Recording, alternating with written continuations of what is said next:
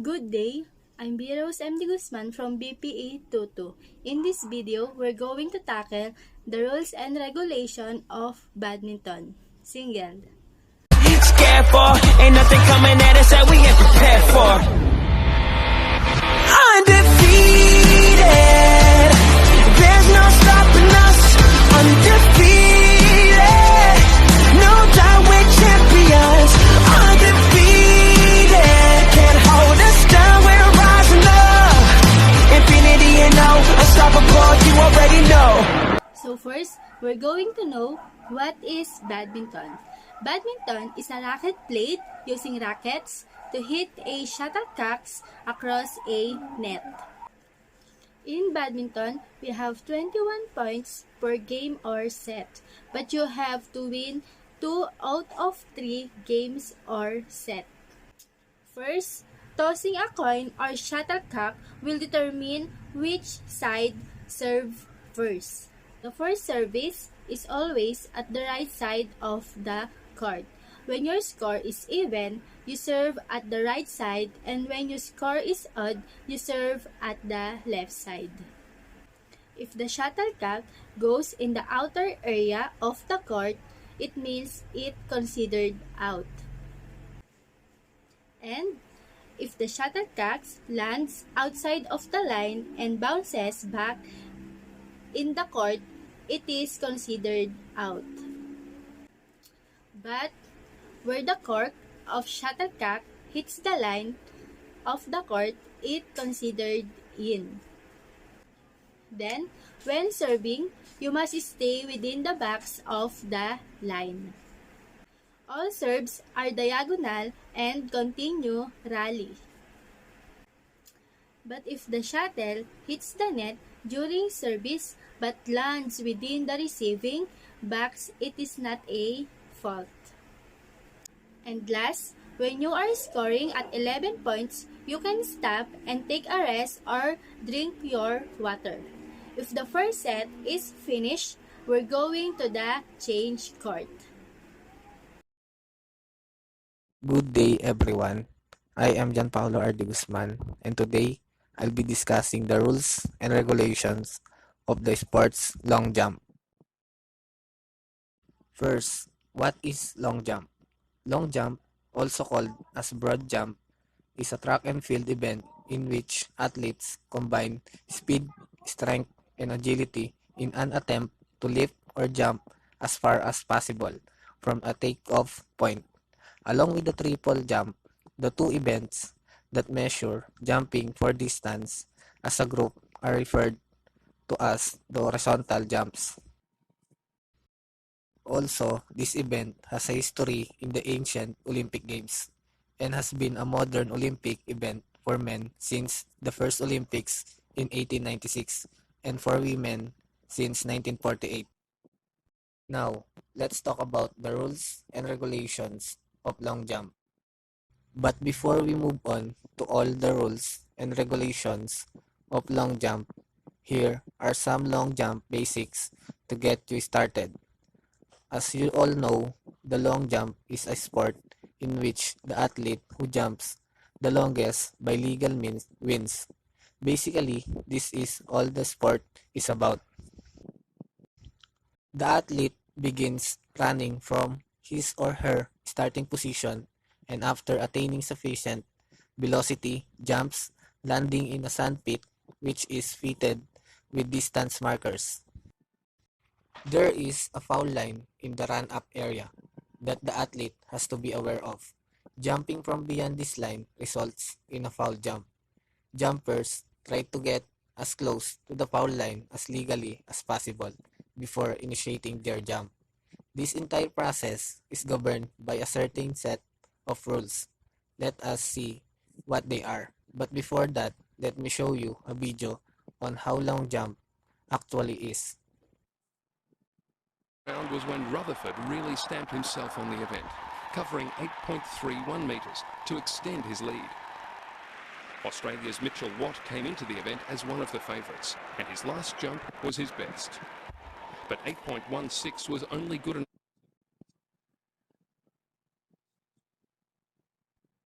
No part of the athlete's foot should cross the front edge of the foul line.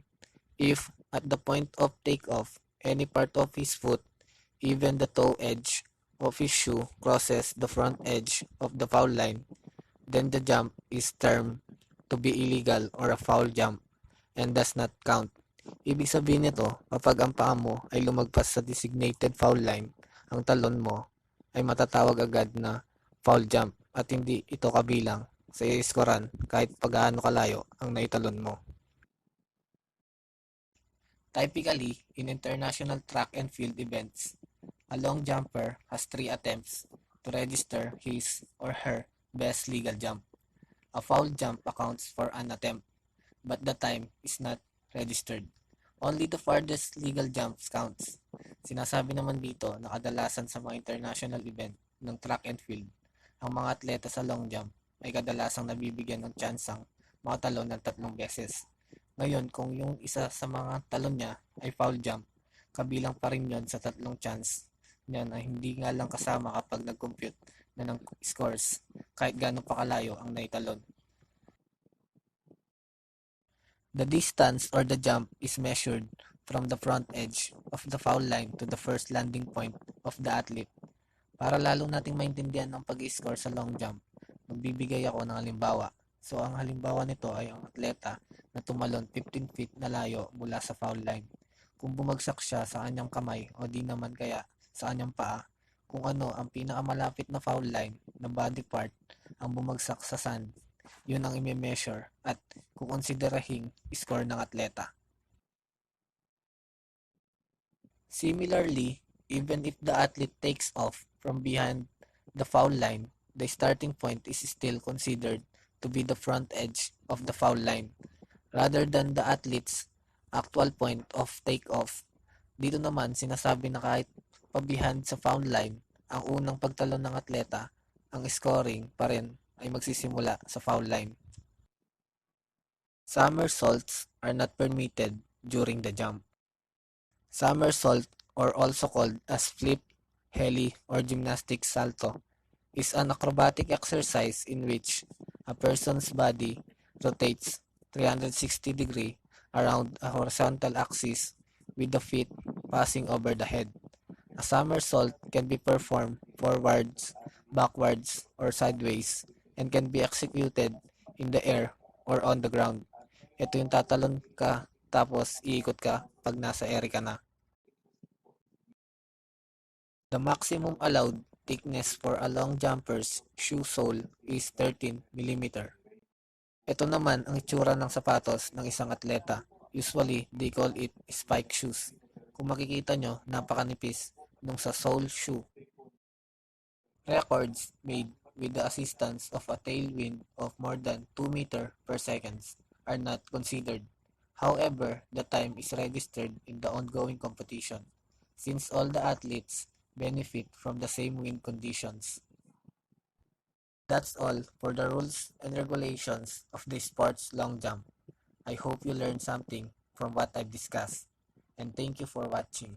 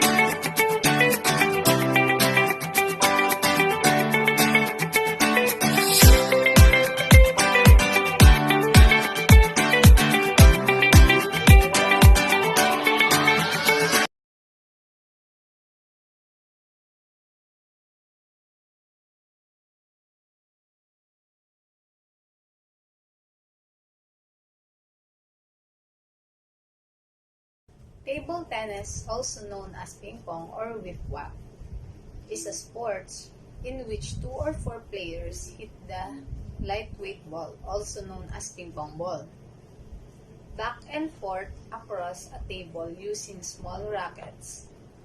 The game takes place on a hard table divided by a net. Official rules of table tennis.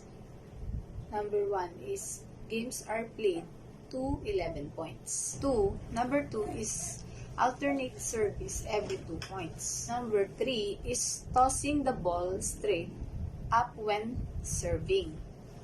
The serve can land anywhere in the singles. Number 6, a service that touch the net on the way over is the let. Number 7 is alternate hitting in double rally. Number 8 is volleys are not allowed. Number 9 is if you hit bounce back over the net by itself, it is your point. Touching the ball with your paddle hand is allowed, but you may not touch the table with your non-paddled hand. An edge ball bounce off the horizontal table top surface is good. And last, honor system applied in disagreement.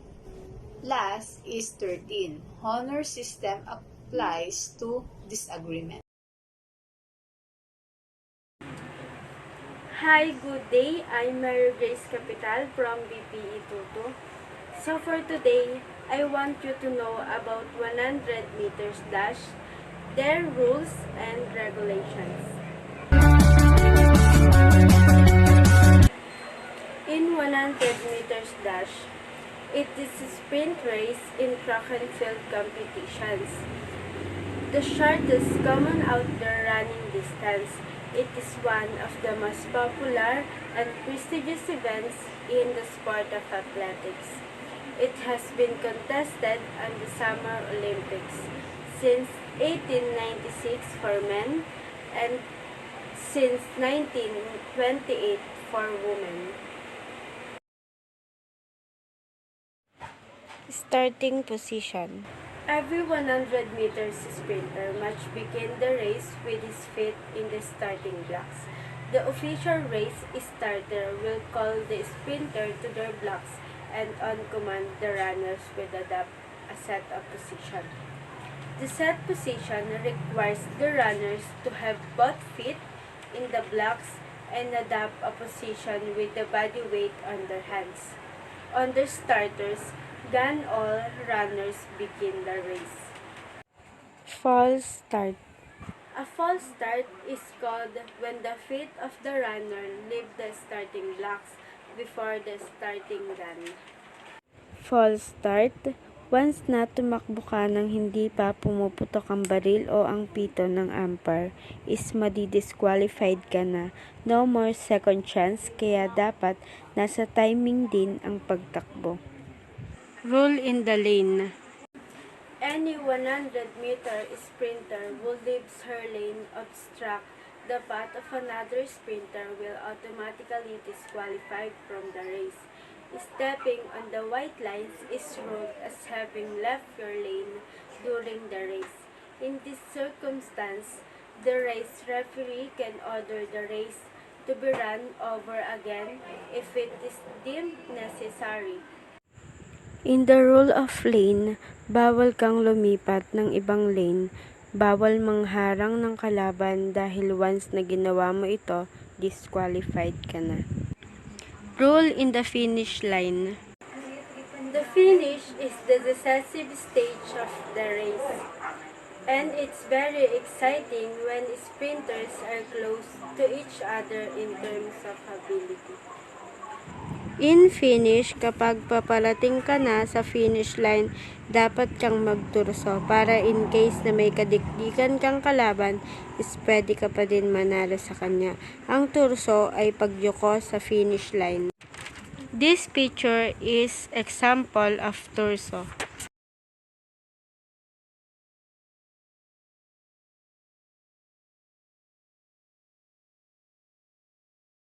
Ako si Frank Sir Digatok at ngayon ipapaliwanag ko sa inyo paano maglaro ng dart game. Bago tayo mag-umpisa, alam nyo ba ang isang dartboard ay meron tayong tinatawag na double ring, triple ring, inner bullseye, at outer bullseye. Katulad nitong papakita ko sa inyo.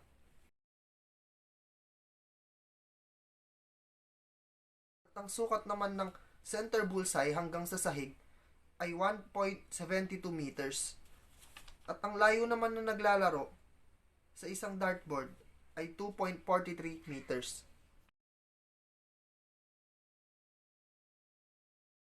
Paano nga ba sisimulan ang paglaro ng dart game? Ang umpisa sa paglalaro ng dart game, sa paghagis ng isang pin, ay kailangan tumama sa isang double outer core ng ring. Yun yung tinatawag natin na doubling in. Pero tatapusin din ng game, kailangan mong makatama sa double din ng outer ring. Yun ang tinatawag na doubling out. So what are the rules in playing 501 darts? To play 501 darts, the rules are simple. Both players and teams start with a score of 501 points. Each player then takes the alternating turns at throwing their darts at the dartboard. The points scored are removed from the total, and then the opposite team does the same. Parehas lang sila. Kung sino yung unang maka-subtract ng score nila hanggang 0, yun yung panalo. Meron tayong tinatawag na doubling in. Ito yon. Before you can start the scoring, you have to first land a dart in one of the double section around the outer ring of the board. It's called doubling in. Any dart you throw before you double in does not count before your progress. You can also double in on the bullseye, as this point considered to be double as well. How do we win 501 dart? To win the game, you have to double out the same way you double in. When doubling in, you are free to hit any double target on the board to get things started. When doubling out, you need to hit a double that will land your score on 0 to win the game.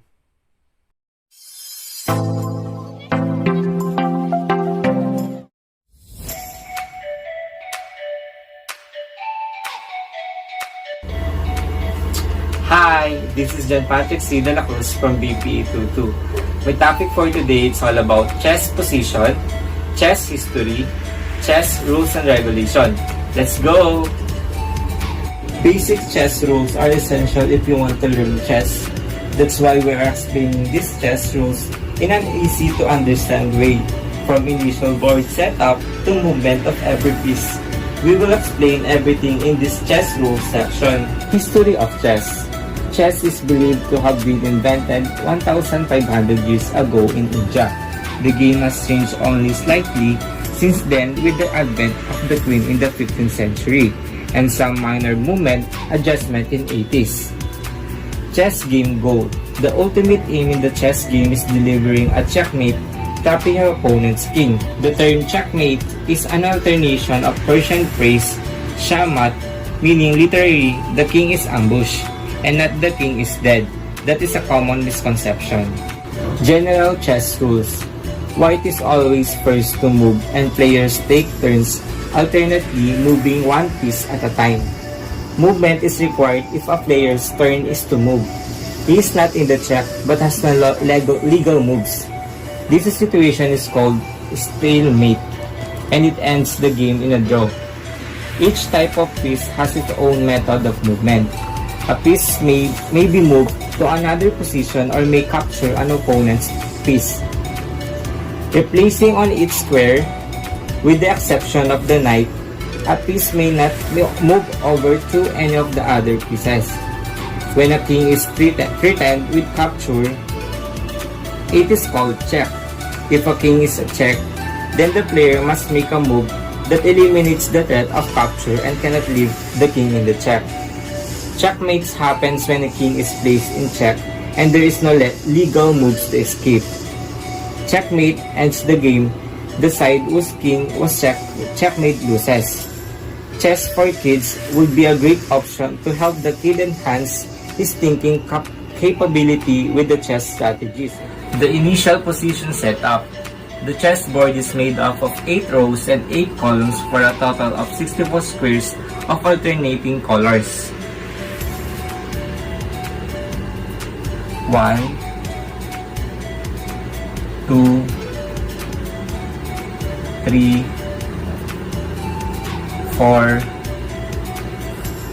5, 6, 7, 8. Each square of the chessboard is identified with a unique pair of a letter and a number.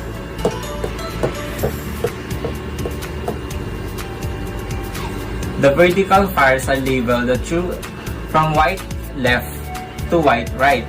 Similarly, the horizontal rank are numbered from 1 to 8, starting from the one nearest white side of the board.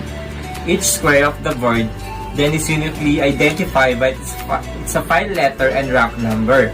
In the initial position setup, the light queen is positioned on the light square, and the dark queen is situated on a dark square. The diagram below shows how the pieces should be initially situated.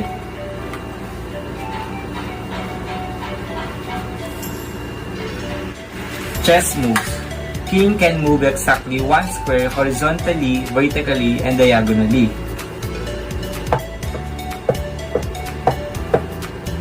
At most once in every game, each king is allowed to make a special move known as castling. Castling.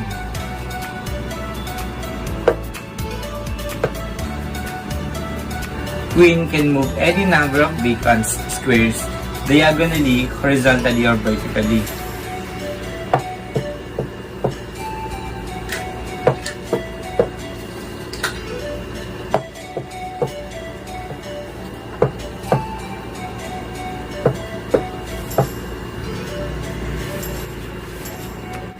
Bishop can move any number of vacant squares in any diagonal.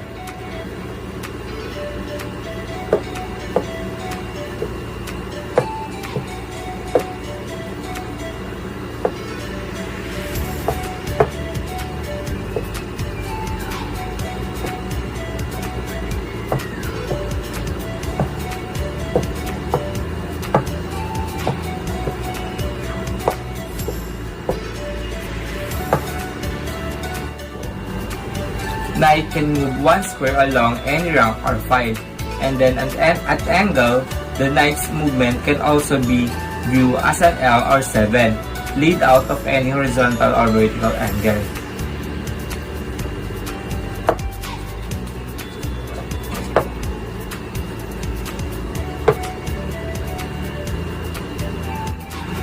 Rook can move any number of vacant squares vertically or horizontally. It also is moved while castling.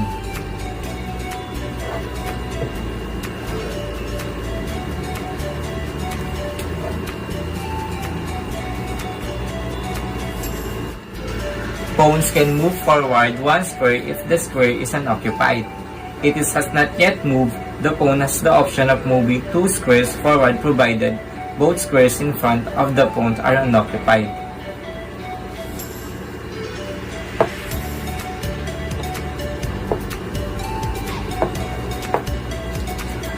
Pawns cannot move backwards. Pawns are the only pieces that capture differently from how they move.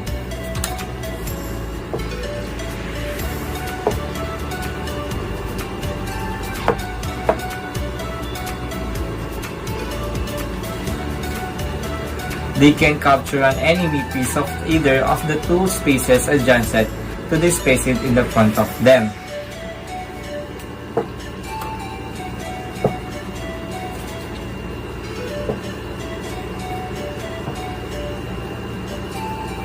The 2 squares diagonally in front of them but cannot move to these spaces if they are vacant. The pawn is also involved in the 2 special movements and passant and promotion.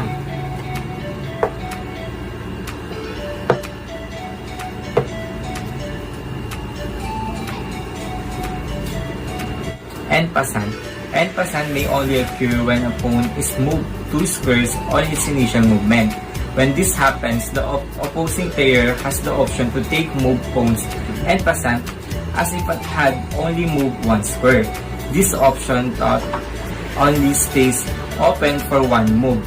The en passant move was developed after pawns were allowed to move more than 1 square on their initial move. The idea behind this rule was to retain restriction imposed by slow movement while at the same time speeding up the game.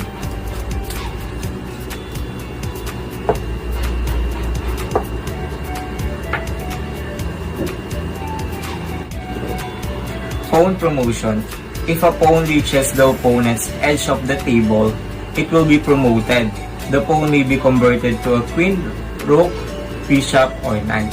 As the player desires, the choice is not limited to previously captured pieces. Thus, it's theoretically possible having up to 9 queens or up to 10 rooks, bishop, or knights if all pawns are promoted.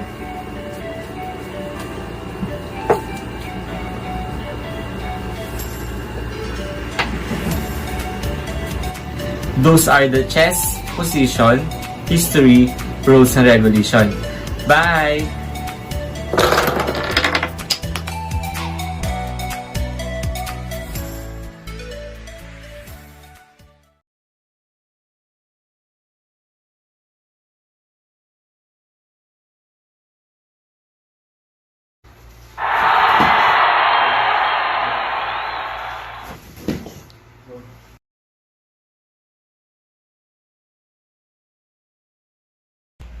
First, take down.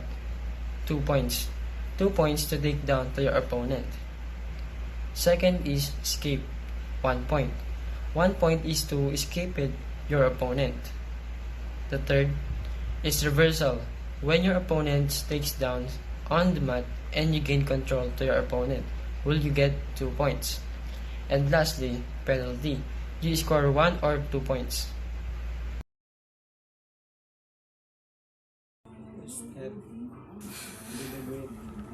The grip. Dito kung paano mahawakan yung anis.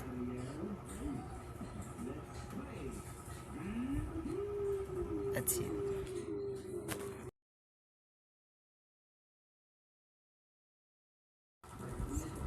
Basic strike.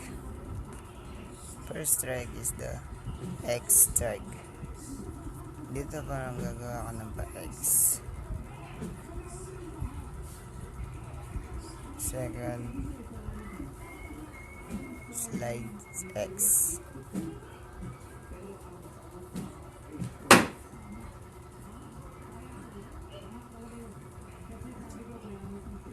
Third,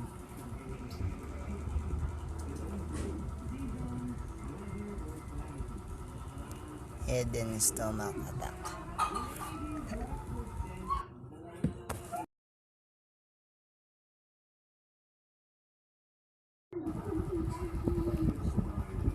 Basic strike.